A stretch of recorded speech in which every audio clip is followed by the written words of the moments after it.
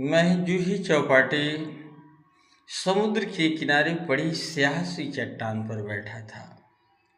मैं बैठे हुए तन्हाई की कसक, दर्द और मन की खामोशी और जीवन की सक्रियता से दबता जा रहा था। मेरी खामोशी मुझे बेचैन कर रही थी।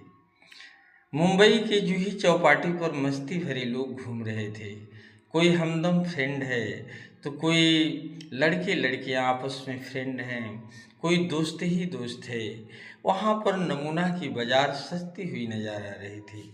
एक तरफ समुद्र के हिलोरे थे और दूसरी तरफ ऐसे नज़ारा देखने को मिल रहा था। और वहाँ झरबेरी जैसे जंगलियों काए बना हुआ झाड़ियाँ थे, जिसकी छाया में बैठकर लोग जिंदगी का आनंद ले रहे थे।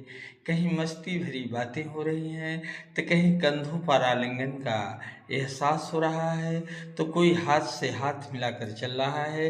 मुंबई महानगर की यह जो जूही चौपाटी स्थान है, वो दर्शनीय और पर्यटक स्थानों में से एक माना जाता है।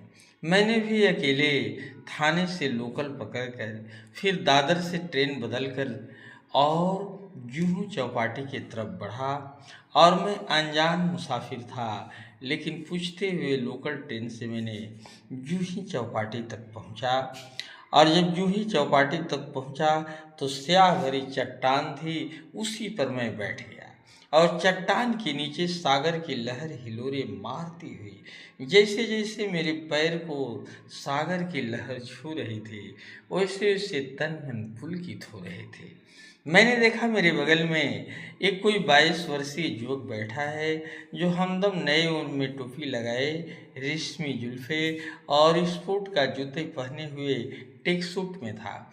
उसी रूप में एक लड़की भी टेक सूट पहन करके दोनों हाथ हाथ में मिलाकर समुद्र की लहर में डूब जाने का इरादा बना रहे थे। कहते हैं कि प्रेम की पवित्रता अटूट होती है। वो दोनों की आपस की बात मेरे कानों तक आ रही थी। मैं अनसुना करते हुए भी वो आवाज़ कानों के पर्दों तक पहुंच रही थी। वो दोनों ही जीने मरने की कसम खा रहे थे।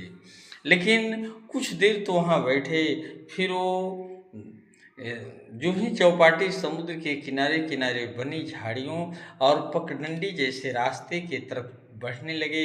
फिर मैं खामोश स्याह सी चट्टान पर बैठ गया। बहुत देर तक जूही चौपाटी का नज़ारा देखा, लोगों की सैलानियों की भीड़ को देखा और समुद्र की लहरों को देखा। और मन जो है लहर के